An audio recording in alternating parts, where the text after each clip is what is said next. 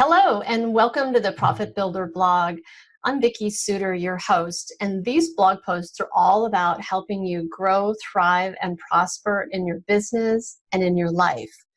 And I have a guest here today with me, Robin Beauchamp, who is an expert with over 30 years experience in scheduling.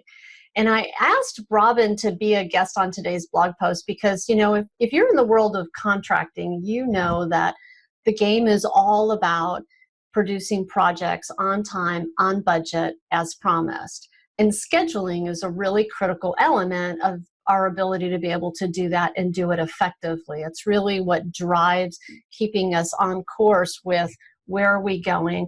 And it really impacts significantly your ability to make a profit on a project. In my book, The Profit Bleed, I talk a lot about the importance of scheduling throughout the contract process so that you can stay in front of where you're headed, you can plan effectively, and that you can make sure that you're minimizing those places where profits can leak out of your business.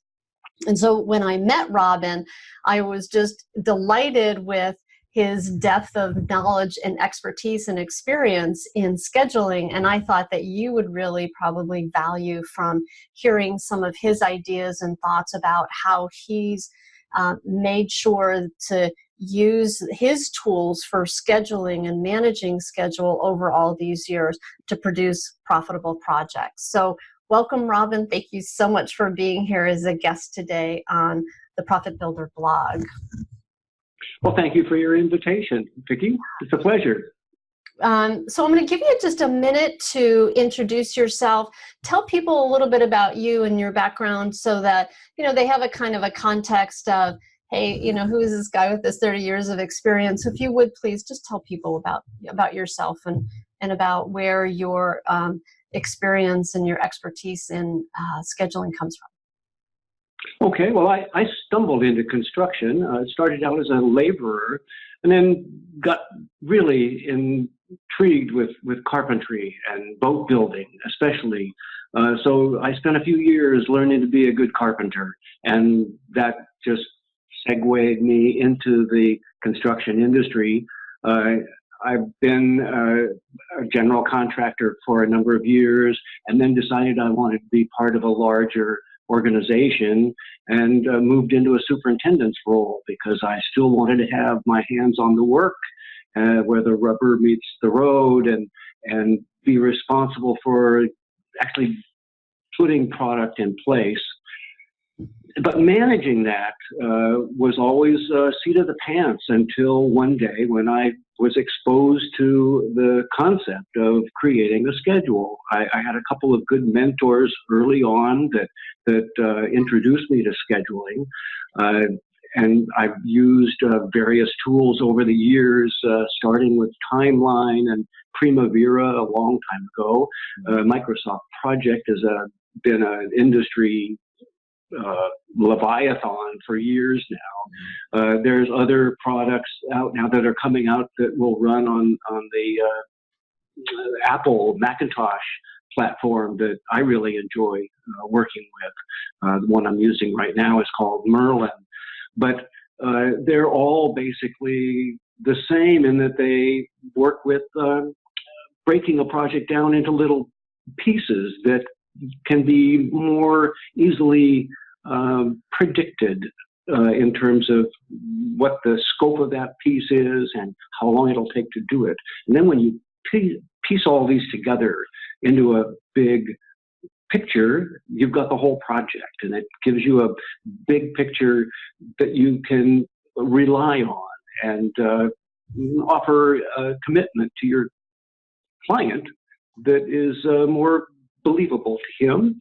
Mm-hmm. And it serves as a tool in all kinds of ways.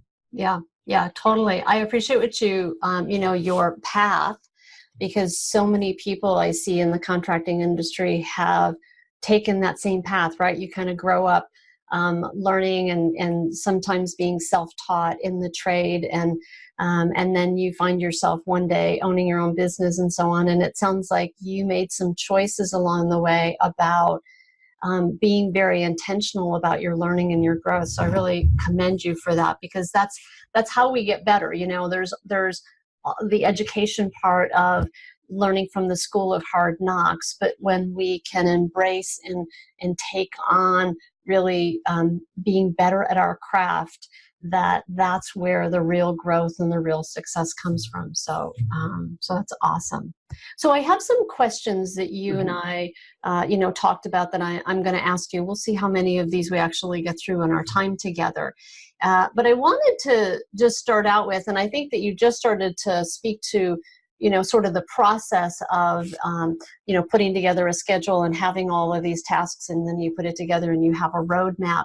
But maybe you could just start and talk about, what do you see is the value of managing a project to a schedule? Like, what's your thinking about that you have learned is critical for the success of a project by using your schedule as a primary tool for managing that? Can you just speak to that? Well, it offers, it serves as a way of communicating with your client so that he understands how reliable you're going to be with delivering the project when you say you are, instead of guessing. And although a schedule is a whole assembly of a bunch of little guesses at the beginning, until you start to get input from your subcontractors and vendors, but it also enables you to communicate clearly with your subcontractors so they know when they need to plan on being on your job to do their part of it.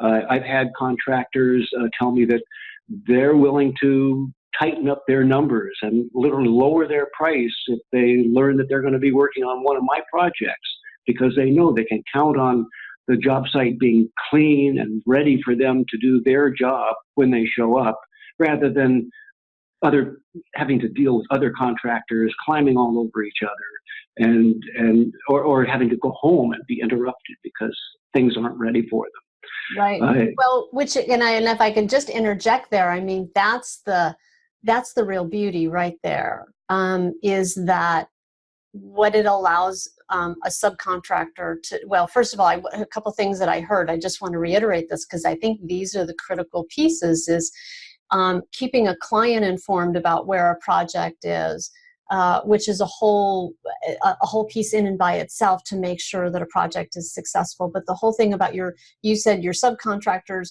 who are willing to charge you less money because they know as a general that you're managing the schedule effectively and you're in front of everything that's going to happen, and you have a more efficiently run project, which means they don't have lots of mobilizations, demobilizations, remobilizations going on with you. I love that. So like, those are really some of the key pieces, right? In addition to of staying on budget. Yeah. I'm sorry, I didn't mean to interrupt. No, go ahead. No, please. Yes, that allows you to predict when your subs are going to be needed, and that they know they can show up and be efficient, and that's how you can stay on top of the budget. And things, you're not going to be getting change orders from your subcontractors because of delays and remobilizations. And how are you going to pass that back to the client, right, and expect him to pay for that? Yeah, and that's a constant push-pull, right? I mean, I hear that a lot from subcontractors. So I love that. And, especially in a time like now, when I hear from a lot of generals that it's tough to get subcontractors who are super busy to hold them as a priority. I'm guessing that on your projects, because of the way that you have managed them, that you have subcontractors who hold you as a preferential client to work with. Yeah? Yes, because they know they can count on showing up when I said they were needed, and they can calendar me way in advance, because you're able to predict when you'll need them. Similarly, the designers, architects, decorators, have all got roles to play, not just in designing the project at the beginning, and we'd all like them to be completely done designing in the beginning. That's rarely the case. But in an ideal you're world. Yes. But they're designing until the job is done. Right. More frequently, and you need to be able to hold them accountable for what they're delaying. in that process. And if you've got a schedule that is robust and functional, you can demonstrate to them and their client how their lack of delivery of their design is impacting the schedule and delaying it. Can I ask you a question about this? Because this tends to be a sensitive subject between the homeowner, the architect, the client, let's say, whether it's a homeowner or a commercial client, the architect and designer and the contractor. And I hear that this is, this can be uncomfortable. There's, things like, I don't want to throw somebody else underneath the bus. I don't want to be confrontational, and I also hear a lot of frustration and resentment oftentimes from contractors that feel like the design team isn't staying up with it. But I remember you talking about this when you and I talked the first time, Robin, that you have an approach to this. So can you just talk more about that? Because there's a way that I think, just share, like, how do you approach this in order to avoid the conflict and the resentment? Well, the conflict and the resentment come from a lack of clear understanding and clarity. And that's what the schedule can bring to your project. I've often had designers come to me asking when I really need to get their design, like a particular part of their design, I'm sorry, I'm blanking on an example here, but my schedule can clearly define when I need their portions of their design to be delivered to us, ready to build. Mm-hmm. And that allows him to schedule his own design process. In other words, the job is not completely designed and detailed on day one when you're breaking ground, and that should be okay if they are able to deliver what you do need before you need it. And I've had designers ask me to give them a schedule that they can work with, and that's easily derived from my construction schedule. Yeah, so I'm gonna probe a little bit more in that, because everything is always, good and kumbaya at the beginning of a project, right? Everybody's like excited and eager, and it's all going to be great, and it's all going to turn out beautifully, and we're going to work great as a team. And then it doesn't always just keep happening in that way. And my question to you is, how do you manage that relationship as the designs aren't happening as they're supposed to? And what's your strategy for staying in front of it with that team so that those breakdowns don't happen later on? Because everything is always great at the beginning. And wow, if you have interior designers that are asking you for those deadlines, that takes a certain amount of discipline on the behalf of the design team, whether architect or interior designer. What's the hack that you have that has that happen that way? There's something else, I'm guessing, that you're doing. Well, the model that I like to use on my projects is to hold regular meetings, weekly or bi-weekly meetings where the owner is present, ideally, or the owner's agent as an owner's rep. The design team has a representation in this meeting, and as well as the contractor. And I make a point of putting the schedule up as close to the top of the agenda for those meetings as possible. It needs to be something that's reviewed continuously, because it is a process, and because every party, every stakeholder here has an interest in it. It's important to keep it on the table for every meeting and review what's coming up, what's expected from each of the parties, and what we've managed to accomplish up to this point, so that there's an understanding of the flow and the needs and everybody's role in the project. Very often it's the owner that is the source of delays. Mm-hmm. And I've been hired by owners to come in and help figure out why their projects aren't on schedule. And I've had to be the one to demonstrate that it was the owner that was, in fact, holding things up. The designer may take the hit for it because he can't get confirmation or acceptance from his client soon enough. So I just want to reiterate what I heard you just say, because I love this, and I think you made just some really important points there. So one of the points that I heard you make is that the schedule so first of all, that you're having weekly meetings or weekly or bi-weekly meetings with the design team and the homeowner. Secondly, that the schedule is the focal point of whatever you're doing is off of the schedule dictates what we're up to together.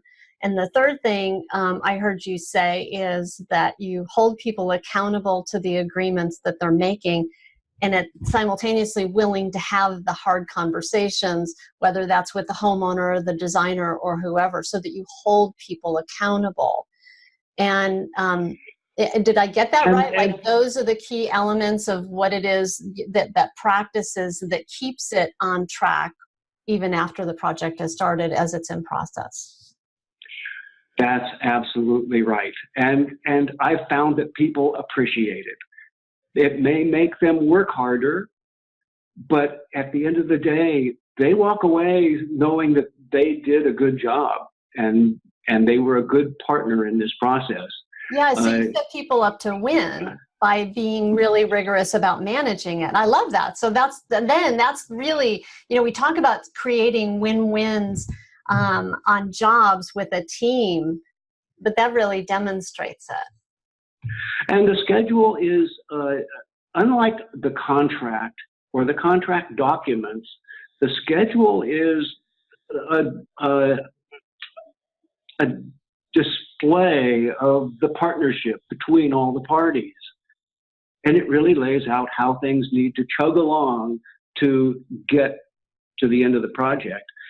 Instead of having a big seat of the pants guess that this is going to take 6 months or this is going to take a year, having a schedule that is broken down into small increments, activities, tasks, we call them, allows the owner to see if the job really is going along like it's supposed to. Mm-hmm. If things aren't happening at the very early stages of the project, when the schedule says they're going to happen, it's a predictor that the end date is not going to happen either, unless intervention is made to get things caught up and identify what the delay is.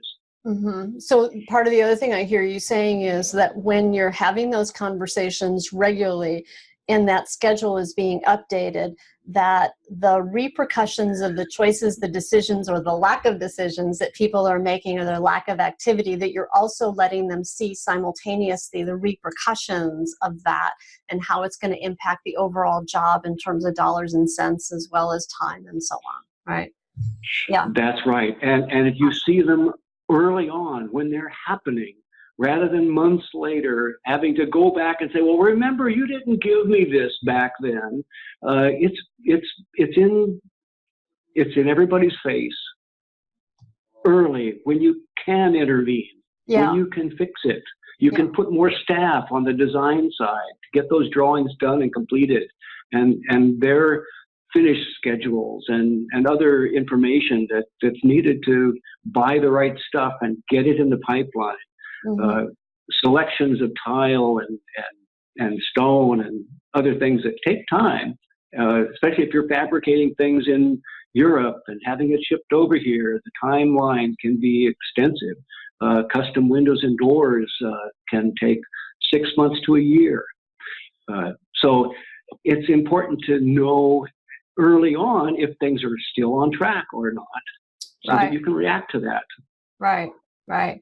And I always say like that, what you just described, Robin, is what I see in business in general, in every part of a business, is that when you can see it early on, you can have much more control over the results. So what are the predictors that you want to pay attention to, or what I call, and I reference this a lot in my book actually, what are the things that will allow you to keep your finger on the pulse early on of the results that you're going to produce or later on. And so if you can manage and control that and really pay attention to those results, you have an opportunity to interface and interact with it early on in order to be able to produce a more predictable result later on. So that's right. Not only can you keep your finger on the pulse, but you can do something about it. Yes. If it's not where it should be. Yes. And modern scheduling tools, software products that are out here now, are all able to be loaded with the values of each of those activities. Like a schedule of values can be plugged into your schedule of time so that you can see how the cash flow should play out over the course of the project, as well as the actual work being put in place. That can help an owner understand how to cover the costs of the project over time so that he's not surprised with a big invoice one month that he wasn't prepared for. Yeah. He can prepare way in advance if you've given him that layer of information. Yeah. Well, so while you're talking about tools for scheduling, is there a particular recommendation you have for any tools for scheduling? Software tools out there on the market. Microsoft Project is a huge chunk of the market. They've been around for a long time. I have found, though, that it's a pretty frustrating product to work with. I prefer something called Merlin that is available for both the PC platform as well as the Mac, iOS systems.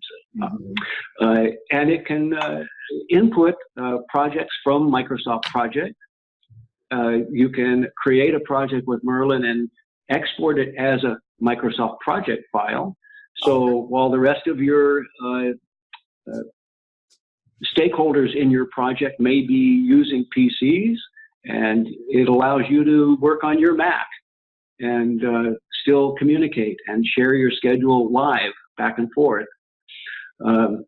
So Merlin is my go-to product right now, but there's lots of others out there.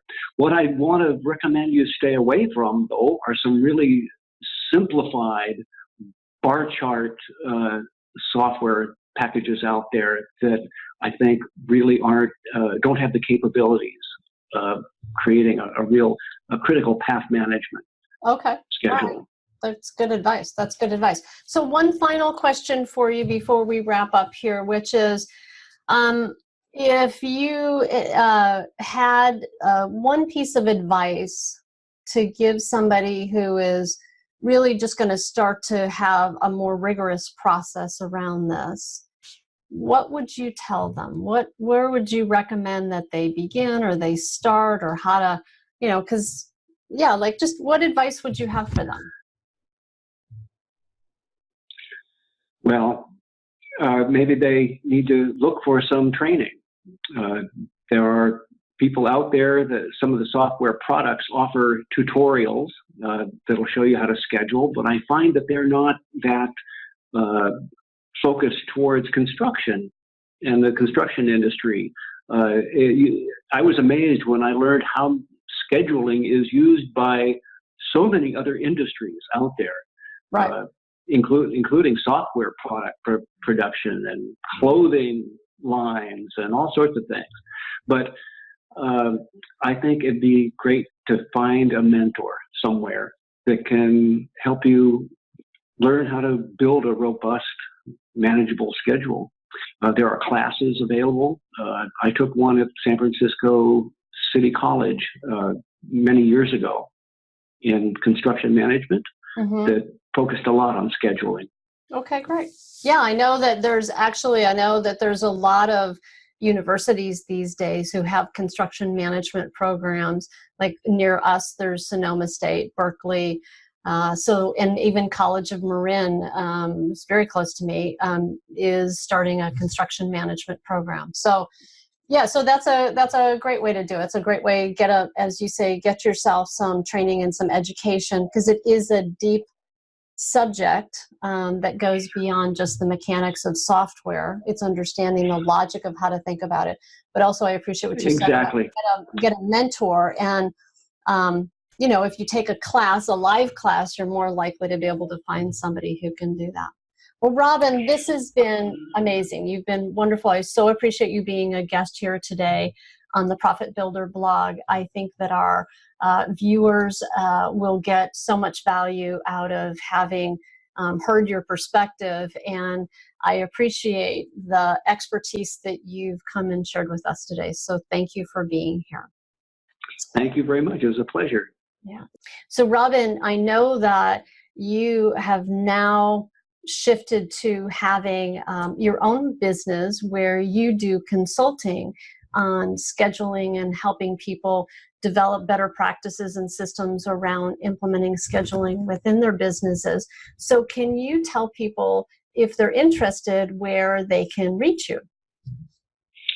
Certainly. I have an email address that I can give out. I think Vicky's going to show it on the screen. It's BEAUCHAMP49@me.com.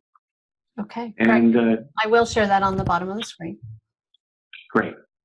And I do training for scheduling, as well as consulting on how to build a robust and manageable schedule that can save you money and help you get your job done on time without throwing anybody under the bus. Awesome, awesome. And can you just share your phone number too, please? Yes, it's 415-652-7263.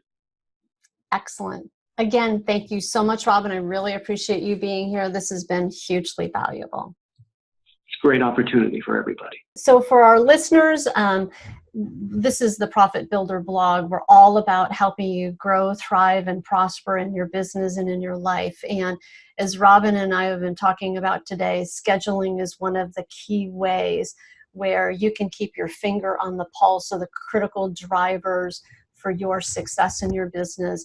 And as I talk about in my book, The Profit Bleed, if you want to stop the profits from bleeding out of your business, scheduling is one of the key ways for you to get in front of that and to be able to do that. So I hope that you have found this to be useful. If you know other people who would get value from these video blogs, I hope that you'll share them. And until next time, I wish you all the best.